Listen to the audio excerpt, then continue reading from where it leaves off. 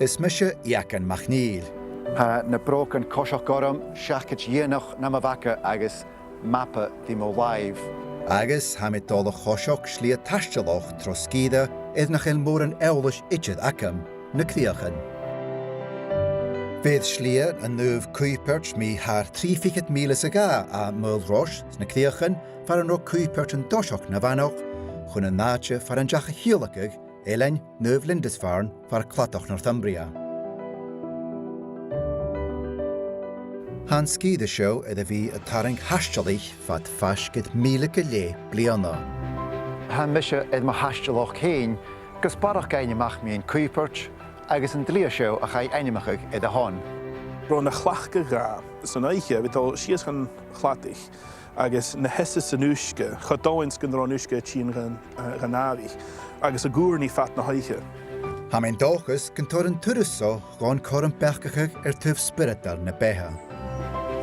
Halwarig echtrial gach trúh jan dlia, ha je lentin na Crìoche alapa agus sasain agus a gamanan a gal tarsan ora. Se scíide a chonig strí sapid go leabhar trna líntin. Blár monig ancram, blár na fúlteach ann ach chai an lá leis na halapaní. Ha dúlacham coiseach tro helion álainn, bí Jane síte a bhís ann. As sin ula eolach go bhfuil alapa einnemal is an bhí toscuoin, imime seo síte an an nuamh ach a dhéanaan sin ha go má álainn.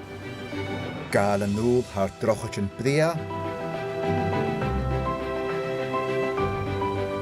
Táil láirich echtrial. Is bart an bóioch. Grunnachach na trachad ag strú lianaí. Agus a chud eolas carrad an úra. Ha ma charrad bhíh go fás nas cóirtalúm sa tí nas ascaram.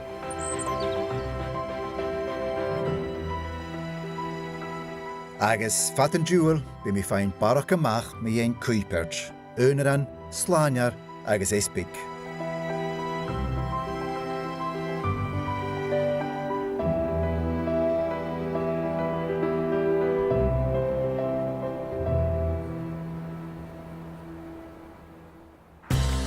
Sa phrògram ma dhéadach hachan mi féin sa choirsnach go bhríne Gaelic. Cimar a hánig Gaelic a bhiacad? Well, but dyn yn wy ac yn o'r fam a pharant yn ffwrach yn ben na fawla. Len mi lárach coiseach na Rómanach. Agus chola mi scialach a bial adish inatar. Fair maid Liliard lies under this stain. Small was her stature, muckle was her fame.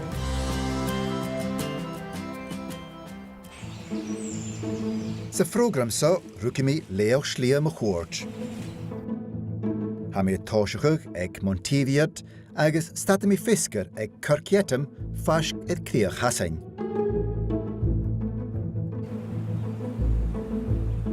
Suarach go fat on a chai drochaid chrochte seo go chud suas haar áin Tíviot díadach an a nuiciad díag céad fichid sa nui díag. Chai jean drochaid bhílig le túl sa náhain. As sin ula eolach go bhfuil alapa einnemal is an bhí toscuoin, imime seo síte an an nuamh agus as sin fechcin sin an dú. Ag toiseach mo lia, ba mi streip na beann a gvíon na jeirsagus ba dúhá acin.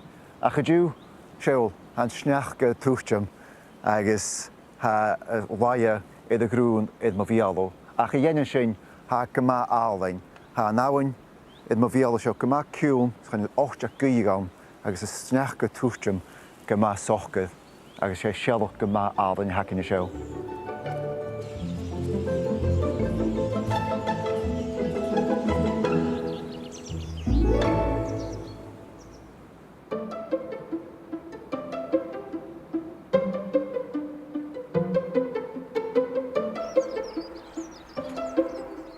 Mar is sasca ha mi tín iad a bhí léo slia ha sealion de líomh an tíviad an nach go gráim.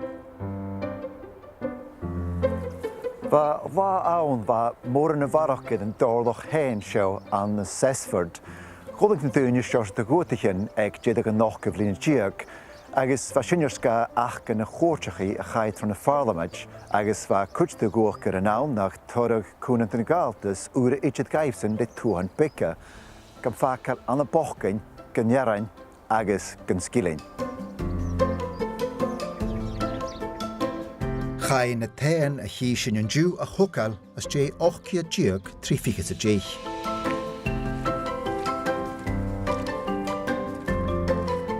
Huas an broch vo Cessford ha córa eile vo na línte na galaf. Chai caisteal Cessford a chocail ma bhíon na coicibh lína tíoch, sé bhá nach daingnach an tseoldach céir a bheith animal na mas Reubhairean na Crìochan.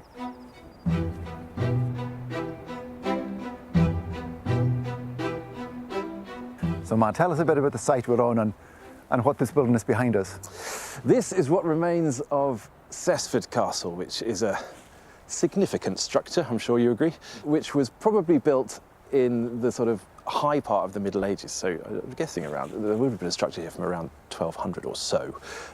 It was added to over time and became really a stronghold for the Kerr family, who were the local bigwigs in this part of the borders. It's in quite a commanding position. It's got the high ground and you can see for miles around from up here. A fantastic place to have a fortress. And it's largely a response to the lawlessness that reigned in this part of the world from about 1300 through to about 1600. So these sorts of structures tend to pop up all over the place. It's more of a fortified homestead than a castle per se, but it's a pretty magnificent structure still, even today. Now, you mentioned the Kerr family. Yeah. And they were part of the Border Reivers. What were they and what was their purpose? Reivers, as they have subsequently come to be known, I don't think they would have ever referred to themselves as such, but reiving as an activity is something that was very prevalent in this part of the world.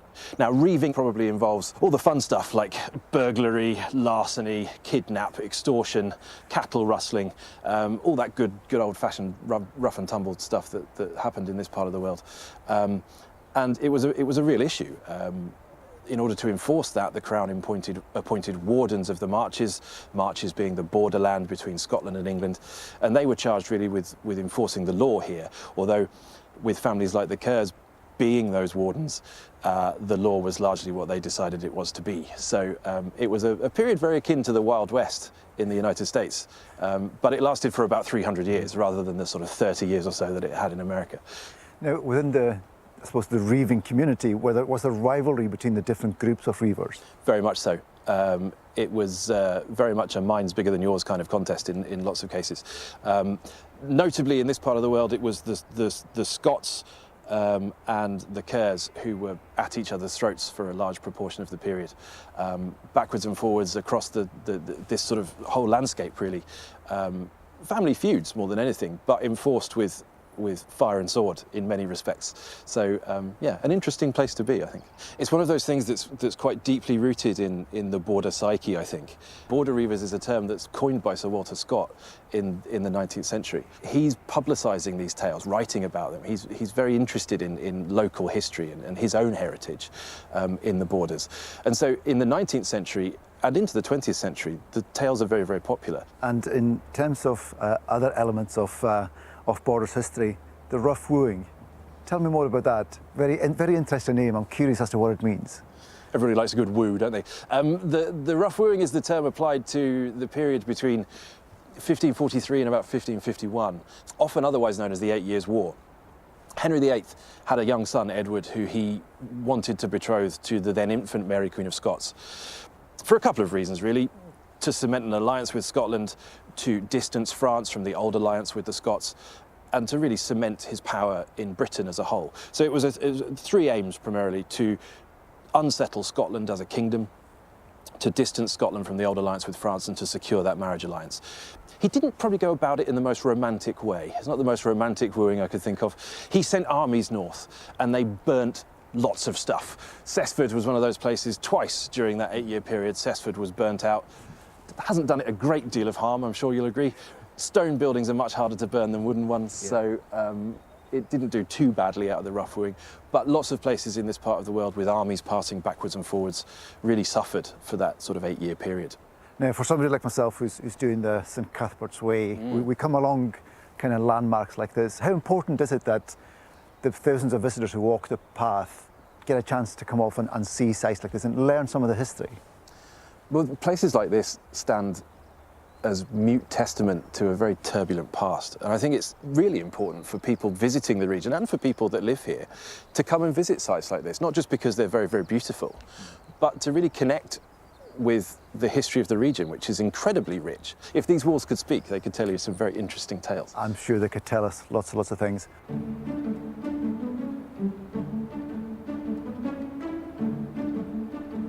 sé Morebattle a Navala Haron.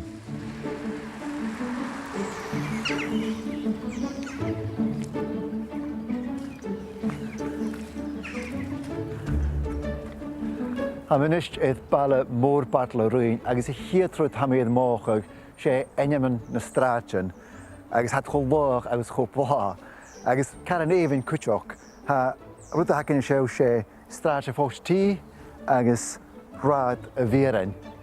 Na chet a halwach. Berlum gebenja go kimmer hoediad na henjaman sin. Caniad cruúh a chonnechi the show, sa'n lech scríbte show, mar chuinechan eith Morebattle, mar áte connechi son marcoch Crìochan, Kelsey agus Jedburgh. Hai córchuch na reine bartjan son Cessford nugi Reubhairean na Crìochan.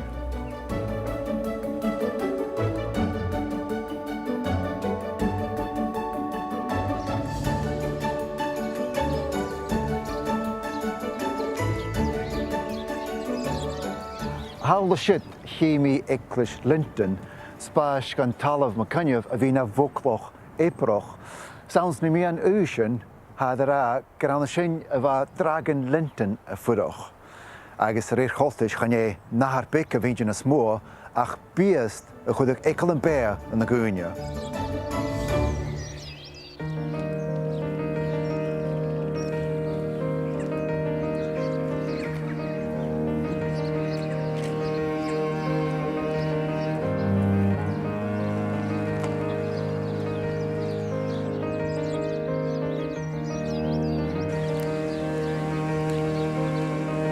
As Jago Morebattle acal hami Cuithbeirt at Crioch Grubbit Law. Ha Seamus Playfair Forstenoch gewil Tuhannes Eckesen since ski the show. Well, James, thanks very much for taking the time to come and meet us here on St Cuthbert's Way. You're no stranger to this part of the world. Tell us your connection to the farm here. I am the farmer here, and I am the fourth generation to farm here. My great-grandfather came here in 1896, so yeah, we've seen a few changes in that time. So what has that change looked like, and what has it involved? Well, we're now in the 21st century, and there's a lot less people employed on the farm. I mean, we look round about us here and we see where there are sites of old settlements and things. Well, they've all gone. Everything is modern. Big sheds, big tractors, big machinery. And yeah, we grow a lot more crops than we used to. We keep more animals than we used to. For somebody walking the path, travelling through active farmland, what advice should we follow to make sure that you can carry on with your business and we're not disturbing the livestock or the crops? Yeah, the path is put in such a place that that it's not going to interfere our business as much as some. Yeah, there are codes, country codes that we expect people to adhere to. I mean, this is our factory, and it's our place of work. Cows with calves can be unpredictable, just as human beings can be unpredictable when you meet them in the street. Sheep tend to run away. Cows get protective of their calves, or can do. We expect people to walk round the cows, not through the middle of them, particularly if they've got dogs. Ideally, leave the dogs at home and don't take them amongst livestock, because that can cause grief. About 200 years ago, following the Industrial Revolution, where people had been living in the hills here, they then migrated into the towns and couldn't grow their own food anymore. So farming had to change. We had to become more productive and feed the urban masses, which is still the case today. it is a beautiful part of the world that you work in, but having to deal with the weather conditions, sometimes it's 4 seasons in one hour. How do you manage to kind of run the farm and manage the stock with those conditions that are being continually thrown at you? Well, you just do. You just adapt and you just get on with it. And okay, you look for shelter. I mean, historically, sheep were shepherded and they were put, you know, folk read the forecast and then they knew something was coming. They could read the clouds. And stock actually can read the weather before we can. And they're going looking for shelter long before we realise that they're needing it. And it's always a good sign to see the cows and the sheep of an evening up on the top of the hill. That means fine weather. If they're down in the bottom in the valleys looking for shelter, you know there's issues.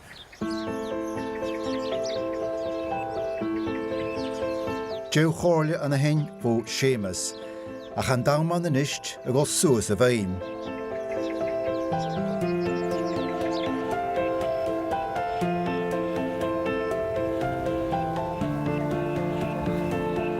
Ha ddíadach bican na sárte a chud drochaid iad an gealach agus iad an díte.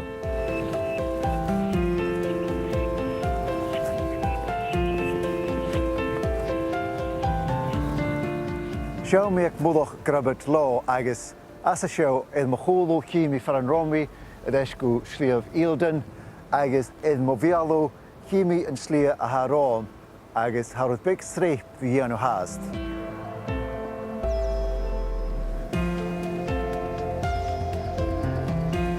Get a hae sábach unranoch a bhós a seo ha mé fechcin tíist eile a coisichidh. So Jan, Vicky, it's lovely to meet you on the path. Where have you come from and what's your plan for today's walk? Today we've come from just Morebattle. Of course, we started at No Roads. Plan today is to go to Kirk Yetholm, and with luck on Monday we'll be at Lindisfarne. And what have the highlights been so far, and what are you looking forward to seeing on the path?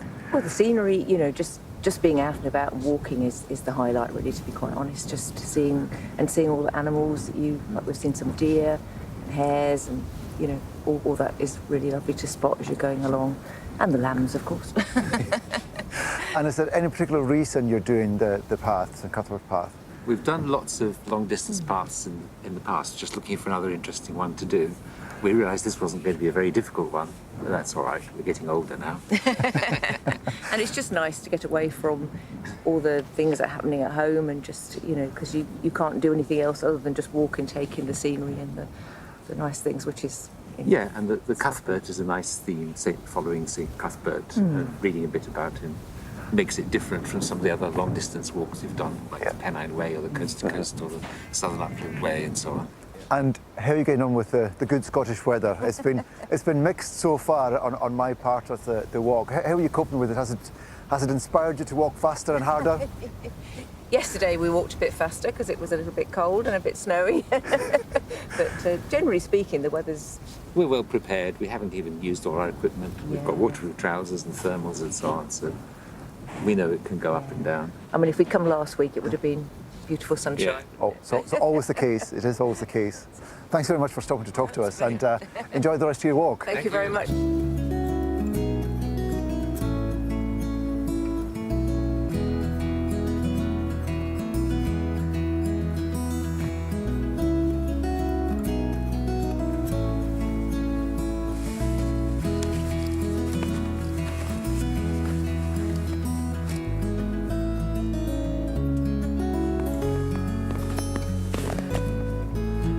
We're going to morgen naar Larich Kosje show.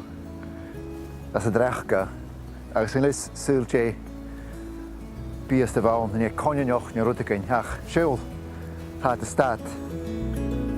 Suirghe hacherga. Ach, schön wir haben natere koppen, nog hè?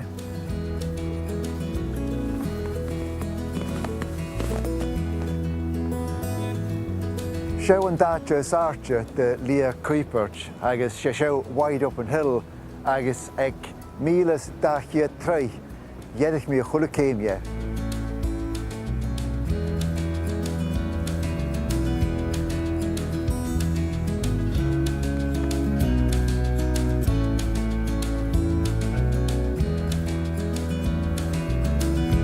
Ag múdach Wideopen Hill seo, bh Joe Shellyan Naoimh me himichael lost. Agus hau fechgin na beantan fada, hau fechgin na glauntan, hau fechgin na tuanasans, na lochas, na cailchan. Ha imitach rút iechgin agus a galas day, agus a sin díadach álain. Ach urudella ha mid mácha, sé na ballichan cloche ha hokal har na líntjins, agus van midíavas múndin, a nuirt a gopa da chai únda gus a hokal. Agus cúteach humra dolas a lá haun, ach fé miatachug, hat go álain di iechgin, agus bhí coiseach di túv na ballichan seo.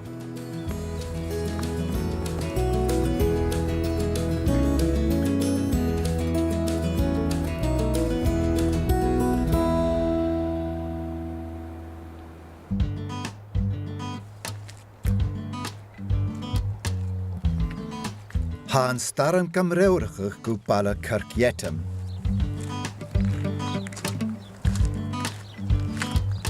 Sé an drochaid na neach chliamh a chanasad leis an drochaid mhic seo.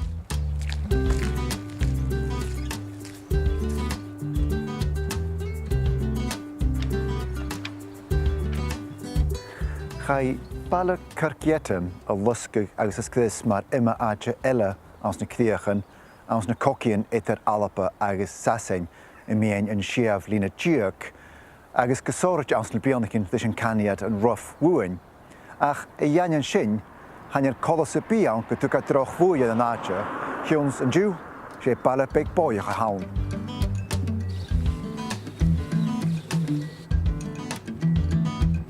Fad líntjin va Yetholm na phríomh áte Crìoch nan ceart an alapa, seo far an bíagéad a tug, agus a Crúnach an Reubhairean, agus an Bán Reubhairean. So Graham, thanks very much for meeting us here. Tell us about the connection between this area and the gypsies. Well, the evidence suggests that gypsies first settled here in the early 18th century. There's a story that a gypsy called Young rescued a local landowner at a battle on continental Europe in the 1690s, and as a reward he was allowed to settle in a cottage here. So that's probably true. There's a lot of yarns told about the gypsies, but that story probably seems quite likely. So probably from around 1700 there were gypsies here. But of course they didn't live here all year round. All over the borders there were groups of gypsies, and they often had access to a house for winter months or to rest up, and would be travelling a lot of the time. And how big would the community have been? At its height, maybe 100 people. Families came and went. There are still people in the village who are descended from know themselves descended from gypsy families. And there are some words that are used locally that have survived from the gypsy language, one or two. I suppose the most common one is jugal for dog. My dog is called Dougal because it rhymes with jugal, and he lives in Town Yetholm. Panny hen's another word that people know. Panny's water, panny hen's a water hen. So you get these traces now, but obviously it's changed. The whole village has changed. You know, the way of life has changed.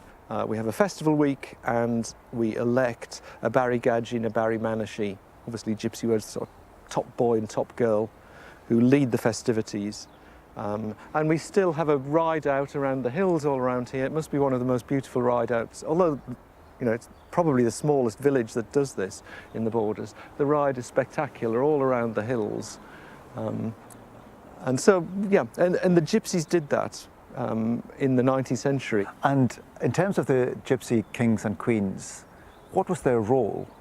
In the 18th century, it's clear they were chieftains, heads of families. The most famous gypsy monarch was Queen Esther, so a queen. I don't think she had a role leading the gypsy tribe as such. And she more or less made a living receiving visitors. Early tourists would come here and go to her house. They'd be given a cup of tea, and she had various royal robes that she was crowned with, and a sword, and she would bring them out and show them to them. So she sort of made a living from tourism, if you like. The earliest king we know is someone called Wulf IV. He seems to have been a king in the tradition of being, you know, an arbitrator of disputes, an important gypsy, quite wealthy, had wheelings and dealings, travelled around. As I say, that changed in the course of the century. Life changed, gypsy society changed.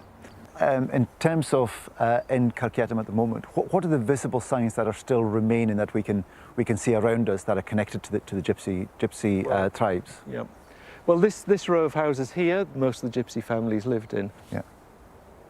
The house over there, which is a Victorian house, but until about 1900 there was a thatched cottage there. Oh, that was the palace before Queen Esther became queen.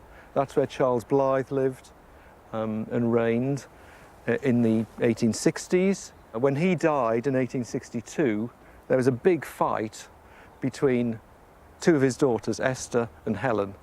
Charles wanted Helen to be the queen. She lived with him and looked after him. Esther lived in Coldstream at the time. She came back and more or less tried to oust Helen from that house. She didn't succeed, but she did gain the popular vote and she became queen, but she didn't have a house.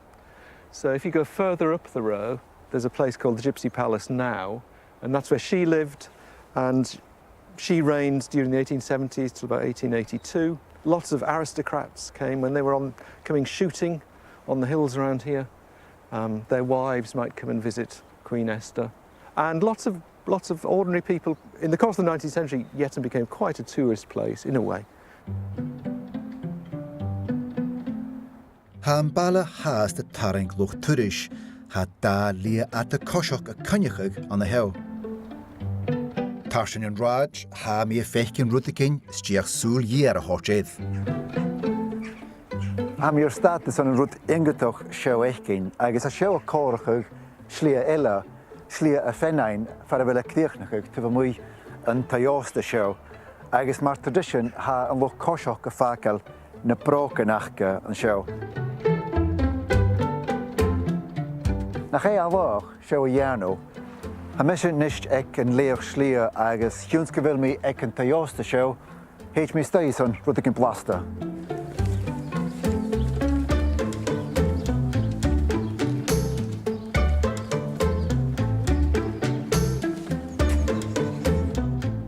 As Jane Emilchin ha mi the yarno gurika show. Ha mi adi the show. Some dollar huya gar balakam tea. Agus an cake show. Agus ha mi gma adi edd.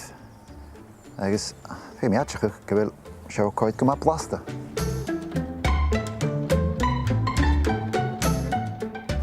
Sa agdian chydach at hyn mach na dy hwy mi.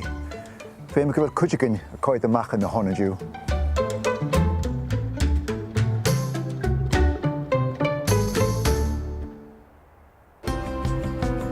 Sa na phrògram gai mi tarsin na Crìoch agus sasain.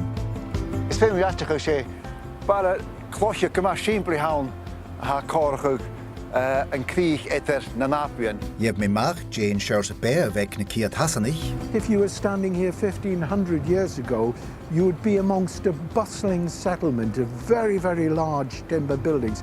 Is tolda mi ith balla marrakech wooler.